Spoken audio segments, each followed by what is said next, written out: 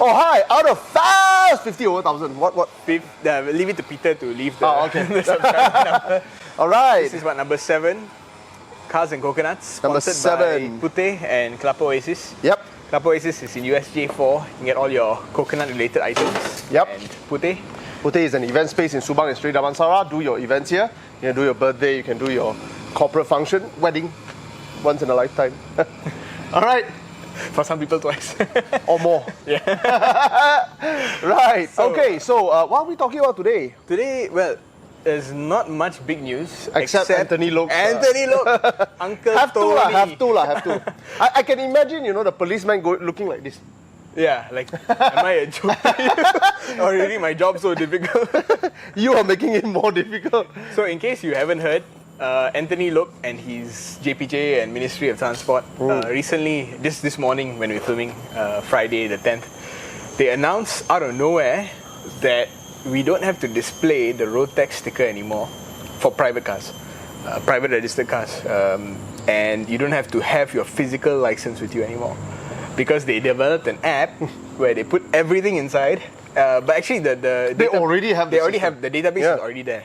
It's just that an app that allows you to check. Is it accessible by private citizens? Yeah. You can actually. I installed it at the press con itself. Everything was there. My Alza was there. The road tax for the Alza was all automatically displayed. Wow. It's essentially giving you a peek into the back end. But other than the info of whether your road tax is valid, they don't display any other info. There's a lot of other stuff. There's the Can you find the owner? eBay. Oh, no, you cannot do a reverse search. Oh, okay. I don't think. You can find your own thing. So it creates a bit of complication in case you are driving your wife's car, like I am today. Yeah. Or if you are, if someone is driving your car, it's also a bit of a complication. If your phone has no battery, if they stop you and they need that information there, and then you're in a bit of a. But a car's road tax is not attached to the person. So it doesn't matter who drives it, as long as they have the system. I mean, if you're gonna tell me my car whether got road tax or not, my answer is tak tahu, boss. You check lah. Correct. So yeah, that's what he explained also. He said if you got no battery, you got no blah blah blah, you don't have a physical copy, you didn't screenshot it or what. Yeah. It's still on the JPJ officer or the traffic police officer to check the system and before he issues the fine. Of course. Yeah. Which is common sense. Throwing the ball to you in a conversation is very easy. Yeah. But when it comes to actually issuing a fine, that's a different story, isn't it? Yeah. So I mean, in a way, it's good for us citizens. Yeah, it makes it a lot easier for you to drive without a road tax. Correct. So how are they going to check? Is it worth their time and effort to stop and question each and every person? The car I drove today, I personally have not driven Kena before. Right. But it is such a flashy car. Everyone will turn their head and look on the road. And my driver always Kena. Which is really weird because I spent so much time driving this car, I've never gotten flagged. Right. So now it's going to be down to racial profile. It is. I'm telling you, it is. So I get my driver to drive this car. He gets flagged on the way to Pahang. He gets flagged on the way back from Pahang. I'm like, dude, I drive this car everywhere. Shit. I've never gonna. So they look at a guy and go like, that doesn't look like a guy who drives this car. So let's stop. The moral of the story is, look like you drive your car. Look like you're someone who can afford to drive a car. Shave often, keep your hair styled nicely, dress okay. Don't look like a Mahan. Don't dress up badly. Dress nicely and you'll be okay. which is really odd because I'm thinking, only barely 0.1% of car catches attention like this. Yeah. So most cars on the road will not catch attention, which means that it's so easy to get away with not having a road tax now. Yeah. Especially in a roadblock. But you'd be like, he also mentioned that the JPJ officers and the traffic police officers, they have an updated app on their mobiles. So it could be possible that the app has like a code reader. I doubt so. Right. Because I doubt that it is advanced enough for you to just flash it in front of a car and it reads it straight away and says, merah. It could be, You think because, so? Because, you see, all number plates in Malaysia are standardized. And it's not that it's standardized to a certain degree. Just because I'm not into fancy number plate doesn't mean most people who are into fancy cars are not into fancy. In fact, I think it is an exception to not have a fancy number plate on a fancy car. That's true. Well, maybe they'll start stopping more fancy cars and manually checking. Because I'm just thinking, if you have to type in, that's going to kill your roadblock. Possible. Yeah. Because your roadblock is going to be 2 kilometers long. Correct. By within 10 minutes. Yeah. Right now. But if they have a character reader built in, then it'll be fast. You'll be like, tu tak dapat baca satu saman lagi sebab tak ikut. Okay lah, it's a new avenue for corruption. Number plate tidak ikut standard. There you go, another way. I kena before lah. Number plate tidak ikut standard. But all your cars are... Oh, my Porsche. My Porsche was... it's always the Porsche owners. Must have italic, must have different font. And I tell you, Porsche, they depreciate so unreasonably well. It is gila to buy second-hand Porsches. It is mad, way. Yeah, they are so expensive. I think you saw the article I wrote on Transaxle. Yeah. Those ones have kind of flat line. Yeah. Because whether you buy a 944 or a 928, they're all selling for like 70k. Around there. It will not drop already, one. Yeah. Unless it's a wrecker. But why is there no distinction in the market between a 944 and a 928 if they are both completely different cars? I think 928, if it's running, it will be a lot more expensive. I think you meant 968. No, 968 and a 928. In Malaysia, they're going for 968 is a replacement for 944. Yeah, 968 is extremely rare. Yes, but it's not an expensive Porsche. Right. 928 is an expensive Porsche, but it looks like a 968 looks like a 928, but 928 has nothing to do with a 944. Yeah. So why are they the same price? No, but I don't think 928s are at the same price as a 944. 944. 924, you can a good condition one 60,000, 50 over 1,000. Right. Yeah. 944, if it's good condition, I expect 80. 70, 80. 70, 80. 928, I saw a pretty good condition one listed for the same price as Impossible. a 944. Then it's a scam. Because I would believe a 928 at 70, 80,000 if it's a wrecker. Meaning that it's not running, it's covered in 2 inches of dust, and it's 70,000. Because you know why? Because I would buy it at 70,000. What is the one you saw during MCO? The one that was a complete wreck, 924. It was going for cheap one. Oh yeah, complete wreck with the SR20 engine. Yeah. Should have bought them, isn't it? To be honest. I don't know. What was it? A 924? It was 924. It was an Audi lah. That's not a Porsche. Yeah. So it would be like buying a Macan today for that amount of money in 20 years. It's true lah, but you know it's still a 2-door Porsche sports car. Not even built in Porsche's facility. Apparently. It's not. It was built. It was designed by Porsche for Audi. For Volkswagen or Audi? And Audi engine. No, for Volkswagen. For Volkswagen, sorry, with Audi engine. Yeah. And then built at an Audi facility. Yes. Only during the 968, that's when they built. Was Audi so bad then? Yeah, apparently. Oh, is it? I was talking to my boss about this. He said before the first A6, when they converted the 100 to the A6, the S becomes round. He said before that era, Audi really was severely lagging behind Mercedes and BMW. Oh, they were not on build par. quality. No, even BMW was not on par with Mercedes. Yeah, they were not. But Audi was even further. Oh, okay. And when you look back, I keep on forgetting that Audi is actually historically almost as old as BMW and Mercedes. In fact, I think it's older than BMW. Not as Audi. Because I think Audi... Not as Audi, yes. Yes, not as Audi. Audi came as a conglomeration of a few smaller... Porsche, NSU, and one more. I don't know. I can't remember, the 4 rings. You know, the more I read in Nissans and Toyotas and Mazda, it doesn't die, It doesn't die. It gets into your DNA, and then the company goes on and do the same thing. Yeah. You know, we're talking about how Mazda 3 was like, dude, it's just a recycle of what's happened in the past. Yeah. You know, we talk about how Nissan was like rebadging this and changing that, and then licensing all sorts of engine. Man, they've been doing it for a long, long time. Time immemorial. Yeah. Toyota has the same corporate philosophy of not building your own sports car and get everybody's expertise into it, and they just go like, okay, here's my batch. You know, and it goes back all the way to the 2000 GT. Correct. Even Honda, back then until now, everything they have to do in-house. Yeah. To the point where, like, even when they're doing their hybrids, they create their own motor system in their own facility. Right. It's genetic, right? Yeah. Anyway, what are we talking about today? I bought a car. You bought a car? That's what's up. I bought a car. Datsun Laurel, second gen. C130 second-gen Laurel. So I know why people are crazy about the model. It's because people use it for Kaido racing. What's Kaido racing? Have to show you lah. Pink color. Oh my god. Jesus.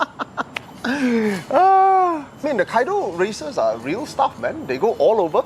In Malaysia, I saw it. I realized that I saw the car before, the Laurel, without realizing, because the Kaido racers, they modify their car so extensively that it doesn't look like the original car. So like Laurel had a 4 round eyes. Yeah. They go for, I don't know where they get that rectangular eye. That's the one that's, it's not on your model, no. It is my model, but they modify the lights in such a way, and then they tilt it like that. So I bought a C130 Laurel. C130 Laurel is a second generation Datsun. Actually, it's not called a Datsun Laurel, it's called a Nissan Laurel. Because Laurels were never marketed as Datsun. It was always marketed as Nissan in Japan. But I don't know why mine came and it says Datsun. Maybe it was rebadged by the owner, or on the grant itself it says Datsun. I can check, you know. Right now itself, let's see whether it says Datsun or it says Nissan. Because there is a few trim Datsun items logo, that says Datsun that you cannot cheat. That it's Datsun, and it doesn't seem like it fits anywhere else. On the C pillar. On the C pillar and in the front. So it's really odd. Send me the screenshots, right? Yeah, the Godan. It says Nissan. Nissan. Doesn't say Laurel though. Oh. It says the chassis. Yeah. Yeah, P130. Yeah. PC130. So it's a C. I don't know why it's a P. Petrol. Petrol. Could be. 130, number 16,000 unit. They make 100,000 a year. That's a lot. That's a lot. In Japan only. Oh. I mean, I could Where be do all wrong. these cars go? It's all in Japan. They never exported it officially. So a handful of them get out of Japan, and this is one of those that managed to get here. It's rare, man. So as someone who doesn't know anything about Nissan, Okay. what is a Laurel? That's a very good question. Laurel, in official description, is the luxury of a Citric. Oh. Right? So bigger, more So Citric comfortable. is a Crown. So basically, Crown is the largest Toyota car, bar the Century. So forget about the Century. Century is something that... So similarly, Nissan has the largest President. Forget about that. Yeah. So the largest Nissan is a Citric. Wait, so President and Century. Century are S-Class sized. In fact, I think they are bigger. They're longer. They're not necessarily bigger, but they have a lot more attention given to them. In a sense that they don't come with a normal engine.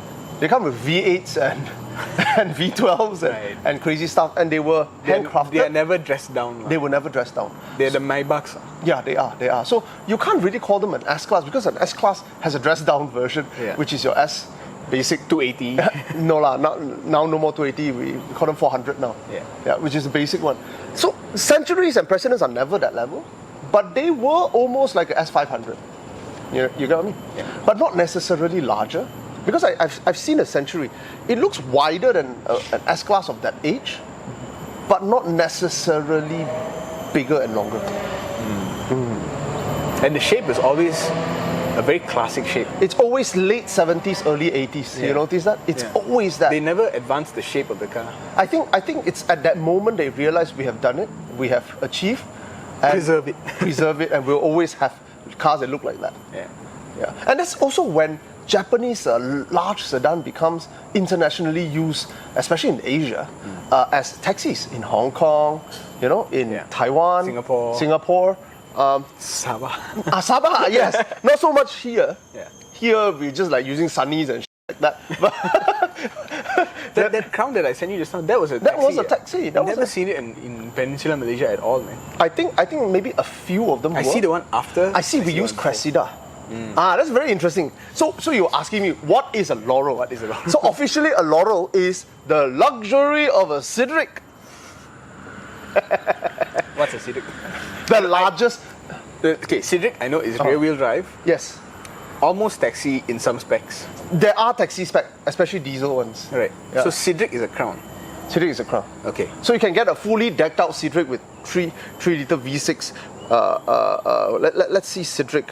When I say Cedric is a crown, I mean Cedric is a crown competitor. lah. Yes. So Cedric, let's say you take the latest Cedric, right, which is Y34. This is in 2004 lah. Comes with a 3 litre or 2.5. Basically a V6 level. So we're talking about large Japanese car. If you want to compare with a German, it would be an E-Class give or take. It's an E-Class give or take, or slightly larger than an E-Class. That's a Cedric. Right. Similar to a Crown. A Crown is about an E-Class size, or maybe just a smidgen larger. Okay. Yeah. So the Laurel, does it have a Toyota equivalent? Yes, actually. Oh. So a Laurel is the luxury of a Cedric Okay. in a package slightly larger than a Bluebird. But a Bluebird is small. It's not. A Bluebird is... A Bluebird is our today's Altima. Sorry, not Altima. Tiana, Safiro. Oh, okay. Oh, so Bluebird is bigger than a Cedric? No. Cedric. Yeah. Cedric Gloria, which is the same, different. You have Prince and Nissan, and then you have in between you have the Datsun thing, which is very confusing. So Cedric Gloria is the same car. Okay.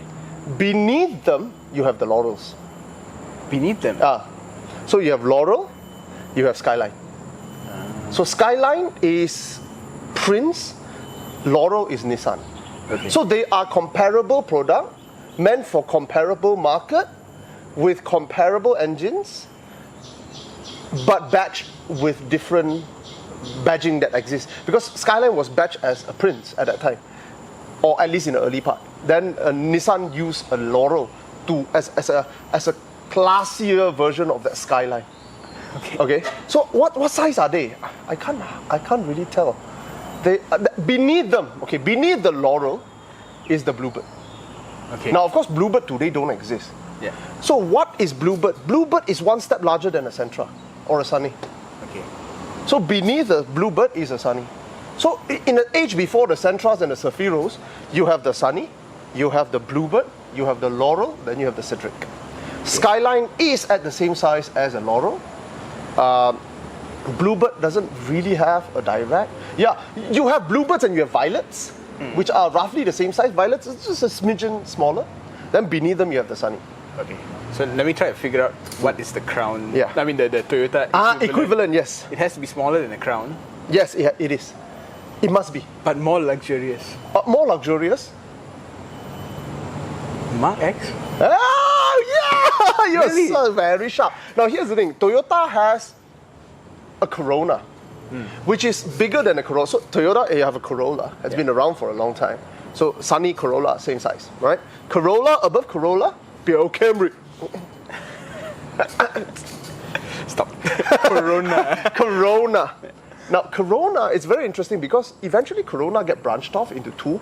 You get Corona that continues as Corona. Then you get a Corona Mark II, which is slightly larger. And this Mark II is the direct competitor of Laurel. So now Mark X, Mark II. No, well, Mark II eventually becomes the Mark X. Right. In some market, the Mark II was badged as a Cressida. That's where, so Cressida is Corona Mark II, which eventually became Mark X. So Mark X, what is it? Well, it's the luxury of a Crown in the size slightly larger, Which actually makes sense. which is because exactly true. like now when you contextualize it in Toyota speak, Yeah. it makes sense because if you go in a basic Crown taxi, Yeah. you realize it's really a basic car. It's just a large car. It's just a large car, yeah. It's got cloth seats. Yeah. There's nothing special. Nothing special about it. It's just well built and Yeah. large. That's all. Yeah. But if you go in a Mark X, it is a little bit smaller. Yeah. But it's positioned with leather. It feels and- nice yeah, inside. and Yeah? nice high tech stuff and all. Yeah. Okay, it makes sense. Yeah? Get it? Yeah. So, sir, where's Camry? Get out. So, I mean, Camry came at a time. Camry actually spawned off the Celica, from the Celica. Yeah. Celica was actually aimed directly at Americans. They needed a coupe, but they needed wide. So that's why the Corolla-based thing is just too narrow for them. So they come up with something wide, meant for the Americans, but low roof and coupe. But they realized that chassis is quite useful because that allows them to pull it longer and make it into a Corona, but also allows them to call it a Camry for different markets. So a Camry actually spawned off a Celica. I think, where is Camry? I think Camry has taken off the job of Coronas. Yeah. So no more do we see Coronas. Corona is gone. Gone. Yeah. It's Quite some time already. yeah. But there was a time when Corona and Camry exist side by side. Yeah, in the 90s. Yeah, but in the- you can see they trail off Yeah. once. And Camry was never rear-wheel drive. No? Whereas Corona was The first Camry was rear-wheel drive because it was a it was TA40 a Celica. Celica. Yeah. Okay, Yeah. but when Camry became its own thing, I think it's also the time Yeah. when it's time for them to get into. what Honda is doing. Yeah. You have to add that in. But here's the thing, I throw a curveball at you. You forgot about a Carina. Carina is the. Is the what? I know. It's the weird body style of the Corolla. No, No, it's not. of the Corona. Nah, yes. Carina is a European bodied Corona Okay. that is generally having a shorter butt because they. Because of regulation or whatever, or market I mean, taste or they whatever. they have a tendency to like hatchbacks, but Carina was never a hatchback, but was a bit notchback. Notchback, Notchback, yeah. So Carina is basically Corona meant for the European market. You see, this is why it's easier to be a Honda fan. Because you memorize five nameplates. You have Chinese Integra, Okay. Stop. and then you have Integra for America. That's true. Actually, you're right. Yeah, but it's the problem with Honda is they use the same name for all of it. But then Toyota is doing that. Okay, now, I also have. Okay, Yeah. what is Inspire? Inspire is an Accord. It's not a legend. It's not. No, it's not. It's an Accord that has been up spec. Okay. But it depends, because So what is a Vigor?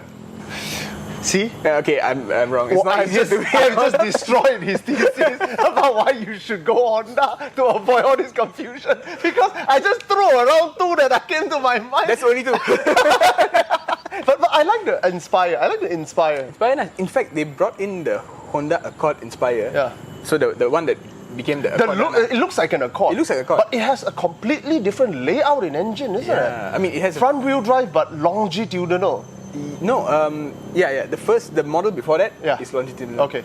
But after that, they brought in a version with the V6. Oh, I didn't So know that. Honda Malaysia themselves were experimenting with this. So if you go and look on Muda, and you type in Accord and you put the displacement above 3000cc, you'll actually find a few. Oh, is that? Yeah, officially sold. They brought in the 3-litre V6 to test the market, and it looks like your regular Accord. You know the Accord Dana? I know. There is a 3.5 V6 Accord. I think that might be. Yeah. But it wasn't branded as not an Accord. It was always branded as an Accord. I think in other markets it's called the Inspire. Oh, is it? Yeah. Okay. So Or some the market trim level is retains called the Inspire. its name lah. Yeah. But over here, I think this is early 2000. Mid to Yeah. So they brought in some crazy 3.5 V6 that never sold. They never sold. I think it's all internal stuff when you bought it. Yeah. But you can find it. And Yeah, it's because they interesting, right? trickle down and then it Yeah. gets into the market. Yeah. And then, what was the Inspire? The Inspire they had a 5-cylinder engine.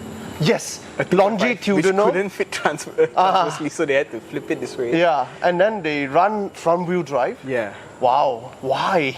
Because if Audi can do it, why? I think just because they don't have a transverse rear-wheel drive platform. But it's probably easier to. I don't know why they did it. Yeah. But yeah, a lot of cars that Honda did, which was very niche, literally has no purpose. The Rafigi. It's pointless. Why do you need an Accord that is too small to carry people in the back? Okay. The back seats are smaller. It's called an Accord Coupe then. But it has 4 doors. Yeah. And if I'm not mistaken, the doors are like frameless. Frameless. No, Japanese. I wish they go back to that. They make alternative bodied normal car. Integra itself is an alternative bodied Civic, isn't it? Yeah. Itself is one. Presea, Even the Nissan, current one. Nissan Presea, Toyota Ceres. These are alternative bodied. What do you call Corollas. hard top or something Yeah, like that? You know, hard top bodied sedans. To fulfill a luxury market niche in Japan. Yeah. Because I mean, not everyone wants to drive around a Laurel. The car is huge, man. Yeah. Even by today's standard, it's long. I was parking the CRV beside it, and it's longer than the CRV. I'm like, that's not a Japanese car. You know, it's long, it's flat. So that's the Laurel I bought. Yeah. Long, flat, gorgeous lines. Oh yeah. Even when it's covered in rust, it looks good.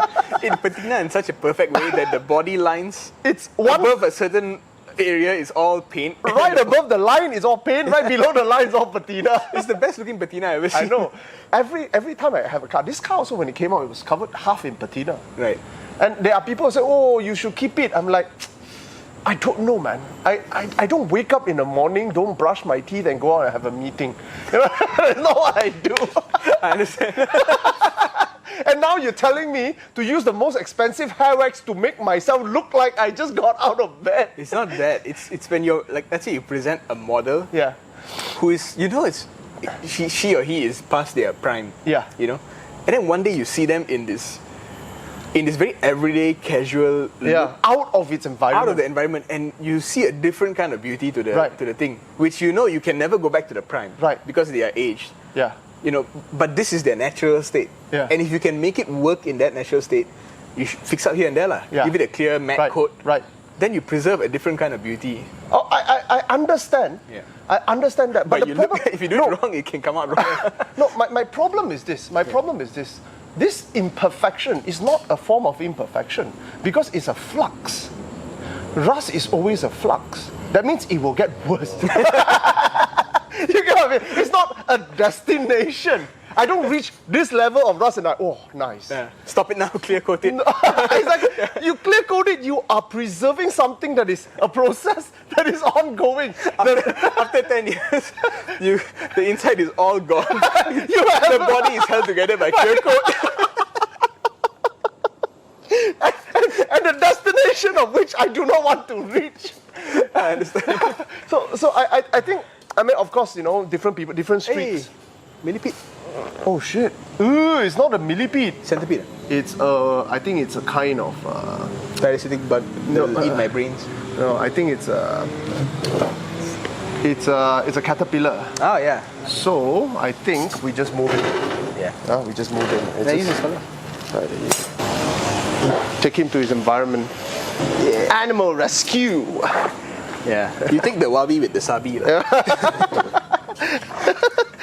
But That's the same for old guys. I cannot like I can't. Yeah, I understand. But it's a nice. You said you met someone who does that, who has a car that looks. No, I mean painting your car in fake patina. Oh, that's different. That's a hype beast, bro. That's a different level. He didn't preserve a patina. He just painted it, He he wrapped it. His car is in perfect condition. The body line is so straight. It is straighter than a brand new car.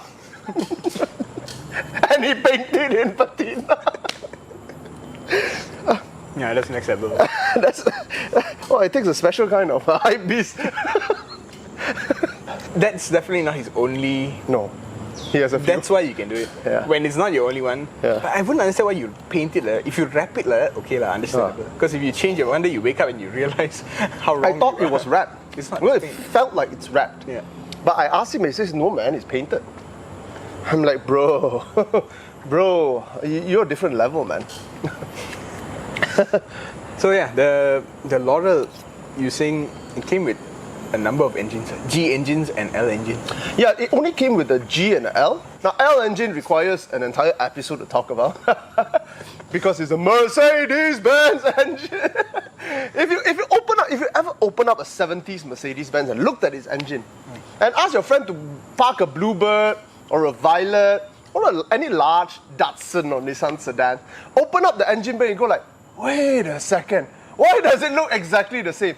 It's because they are. To what extent is it a Mercedes-Benz design? To be honest, I'm not technically savvy enough to be able to tell you. I can tell you they look exactly the same. But they feel very different. That I know. The displacements are all the same. No, I liter. think the engine was originally came as an inline-six. And Nissan took it and do all sorts of magic with it, which is not magic, which is amateur richness that accidentally were greatness.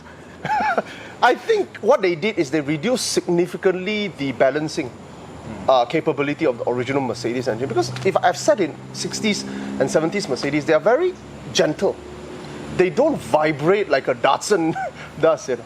So I think a lot of this balancing and counterbalancing thing is removed in the L version. Not part of the license. I think it could be part of the license. It's just that they don't want it because it's expensive. And you know, you're driving a normal Japanese car. What's a bit of vibration and noise? It's okay. You get what I mean? So they originally licensed a 6-cylinder, but they literally just lobed off 2-cylinder and call it a 4-cylinder version. You don't do this these days, but back then they did.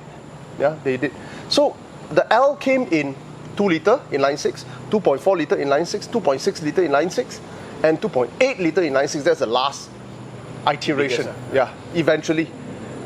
So you have the inline 6, then you have the inline 4s. The inline 4s come in 1.8, 1.6, 1.4.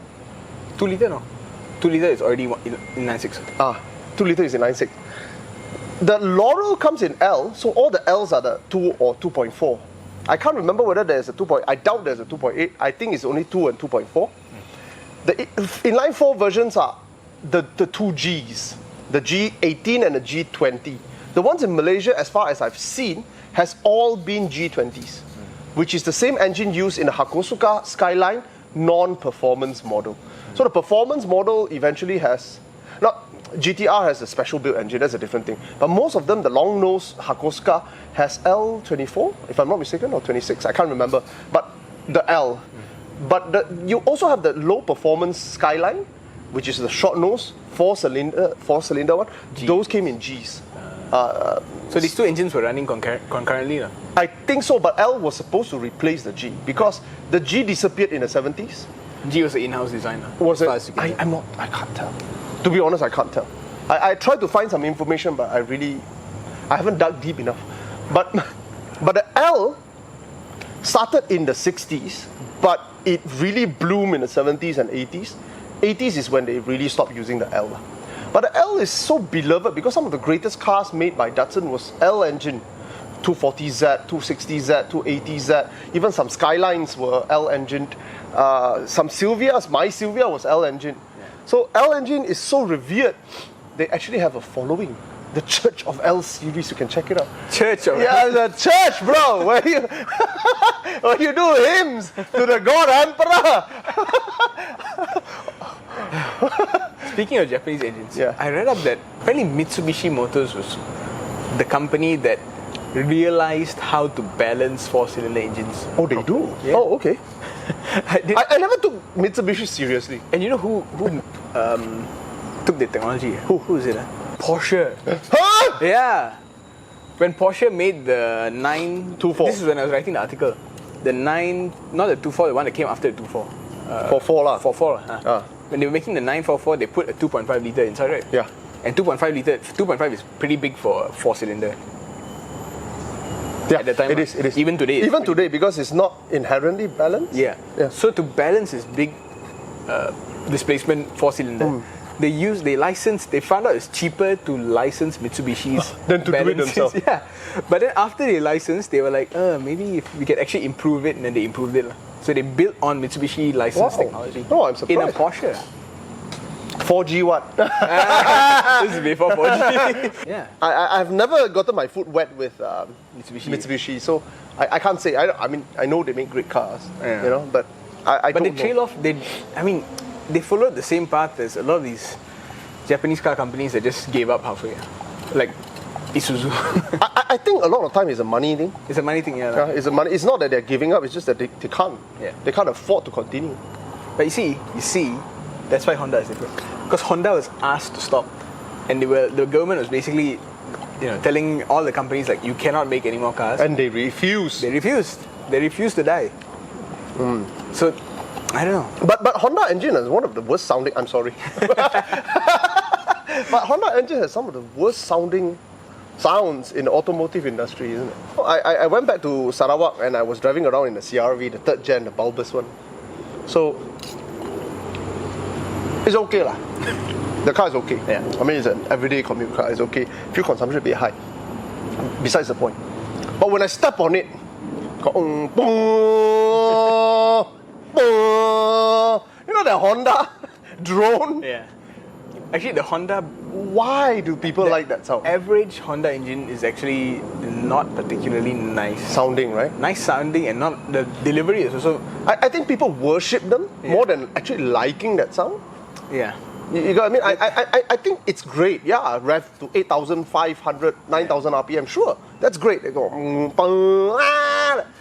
but it's not great sounding, wasn't it? It's not great sounding in everyday applications, I Right, would say. right. But to get that bit of drama in 4-cylinder, He has a point because nobody does it. yeah, Nobody topped. What was the engine in the S2000? the F series one, F20B. Oh, is it? Nobody topped that engine yeah, until Ferrari. yeah. Power per displacement. Yeah. But in terms of power output per displacement, until the 458, that was like 10 years ago, right? Crazy, right? Crazy, completely nuts. Nobody topped that level of power output until Ferrari did it in the 458. And then I think they reclaimed some record lah with 4 cylinders with the Type R, with the K24, until Mercedes come in with the A45. Oh, The most powerful 2-liter or the most powerful 4-cylinder per displacement. Okay. It was a Honda again for a long time. The turbocharged one. The one we drove. Yes, but in the previous iteration. Yeah. So until Mercedes A45 came out, which was not a very good performance car if you ask me. It's not. It's fast. It's fast and it's not a sports car. It's fast. It's trying too hard to be a sports car, but it's not. You know. Yeah. That's the thing about Mercedes. Isn't it? Yeah. Whereas Honda held the record with a freaking family car that was modded, successfully converted into a performance car. Yeah, there you go. It's true. I mean, Civic Type R was faster around the Nürburgring than a Gallardo. Yeah. Like, come on. Crazy. Like, come on. Yeah. Right? But I don't see an appeal of having an everyday Honda. Huh? You know, why not? Like an Like EK? Like an EK? What's the appeal? Is it like a go-kart? Probably, but you're also paying through the nose. Huh? Are you? EK, yeah. I mean, okay. Of yes. all the it appreciated beyond what it's supposed to be worth. Yes. Because these are run-of-the-mill cars. They're not that great. special. They are great. To maybe 15K. Yeah. And then After that, it's just fanboy level. Yeah. Yeah. So that's why I don't see the point. Like, it's just like, okay, it's good. But it's not that good. Yeah. There are a lot of things you can do with 30,000, 40,000 ringgit. And I'd rather do that on an EF. Because an EF you can buy it for 3,000. Okay, EF looks like... It looks like dog shit lah. So I know. I cannot pay 30,000. No, you For something to look like dog shit. you pay 3,000-4,000 for it. Okay. The parts are super basic. Okay. I had one with 550,000 kilometers on the engine. The thing will not break. It didn't even have VTEC, and it was just a lot of fun. A lot of people love it. I realize that, especially in the car scene, right? Yeah. The EF hatchback. I'm like, it's the ugliest thing I've ever seen in my it's life. so disproportionate. It's just disgusting, but it was people love it. Yeah. I'm like, it was at the time where Honda was doing F1. And not just doing F1, they were doing F1 at championship level. It's okay. like first place, second place. but third that place. EF is not your F1. It took F1 suspension and put it in. Oh, is it? Fully independent suspension. In a freaking family. I mean, Honda has always done fully independent suspension. Not. And it didn't start with Honda. It started with Datsun. Front wheel drive with independent rear suspension. Yes. That is a bit rare. Yeah. The Nissan guys was a bunch of dinosaurs going like front wheel drive. Get in my Laurel. Drive into the sunset of bankruptcy. I can see the image. The setting sun is Carlos Ghosn's face. Oh my god. I can imagine because I would be one of those guys if I was alive in the 70s. But front wheel drive? Oh my god, get him to my Civic!